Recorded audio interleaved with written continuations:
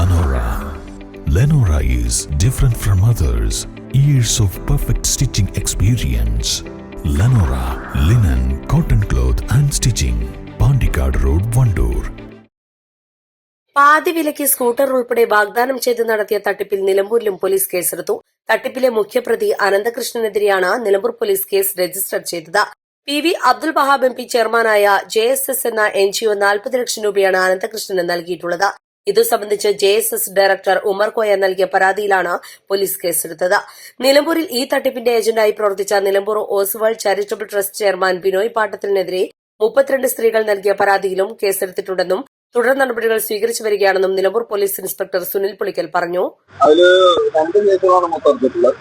അതില് ഒരാളുടെ ഒരു ലേഡിയുടെ പരാതി പ്രകാരം ഒരു കേസ് എടുത്തിട്ടുണ്ട്. പിന്നെ JSSന്റെ പരാതി പ്രകാരം വേറൊരു കേസ്.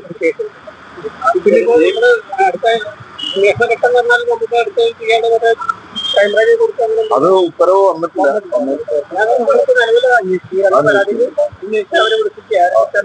അതിന്റെ ബാക്കി കാര്യങ്ങൾ നോക്കി.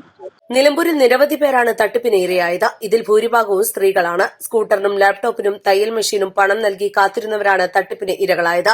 വൻകിട കമ്പനികളുടെ CSR ഫണ്ടുകൾ ഉപയോഗിച്ച് സ്കൂട്ടർ ഉൾപ്പെടെ പാതി വിലയ്ക്ക് നൽകുമെന്ന് വിശ്വസിപ്പിച്ച് സംസ്ഥാനത്തൊട്ടാകെ 1000-ഓളം കോടി രൂപയുടെ തട്ടിപ്പ് നടന്നതായാണ് പുറത്തുവരുന്നത്. നിലമ്പൂർ മേഖലയിൽ 100 കണക്കിന് ആളുകൾ തട്ടിപ്പിൽ ഇരയായിട്ടുണ്ട്. 2024 മാർച്ച് മുതൽ പണം നൽകിയവർക്കാണ് ഇനിയും സ്കൂട്ടർ ഉൾപ്പെടെ ലഭിക്കാത്തത്.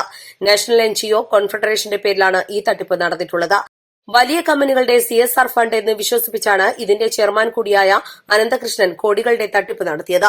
East live, Nilambur.